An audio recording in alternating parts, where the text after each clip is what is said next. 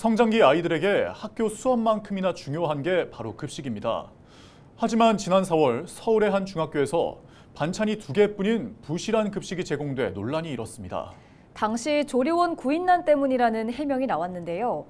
충남 지역의 학교에서도 급식실 인력난이 심각하다며 대책 마련이 필요하다는 목소리가 커지고 있습니다. 정호석 기자의 보도입니다. 지난 2021년 충남 지역 학교 급식 노동자 중 입사 6개월 이내 퇴사한 노동자는 16명.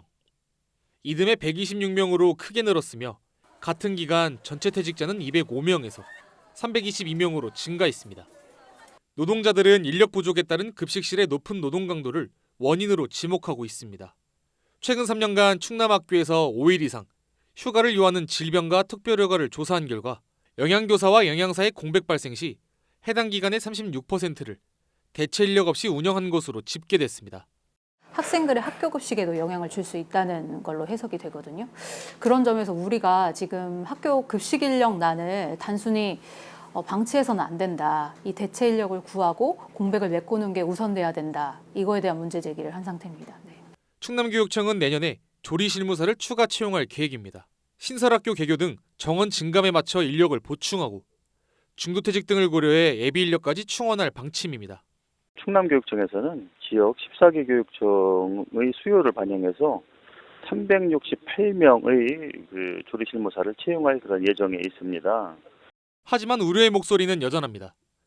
매해 신규 채용 미달이 발생하는 만큼 교육청이 원하는 인력을 충원하기 어려울 수 있다는 겁니다. 뿐만 아니라 내년 2월부터 식품위생법 개정안이 시행되는 상황. 기존에는 조리사와 영양사 2가지 면허를 모두 가지고 있는 경우 조리사와 영양사의 겸직을 허용했지만 개정안 시행으로 겸직할 수 없게 됩니다. 도교육청에 관련해서 대비를 해야 된다고 주문을 한 상태고요. 2월 이후에는 사실 기존 대체 인력을 구하기도 힘든데 자격증을 갖춘 대체 인력을 구하는 건 더 어려운 일이 될 수도 있습니다. 충남교육청은 현재 영양사와 조리사를 겸직하는 학교는 650여 곳 중 한 곳이라고 밝혔습니다.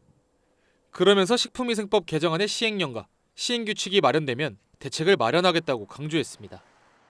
자격이 있는 대체 인력을 채용하도록 해당 학교에 안내하고 지역별로 운영하는 대체 전담 거점 학교의 조리실무사를 가급적 조리사 면허 소지자로 선발하여 운영하도록 안내할 예정입니다.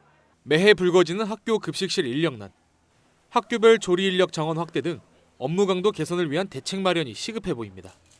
헬로티비 뉴스 정우석입니다.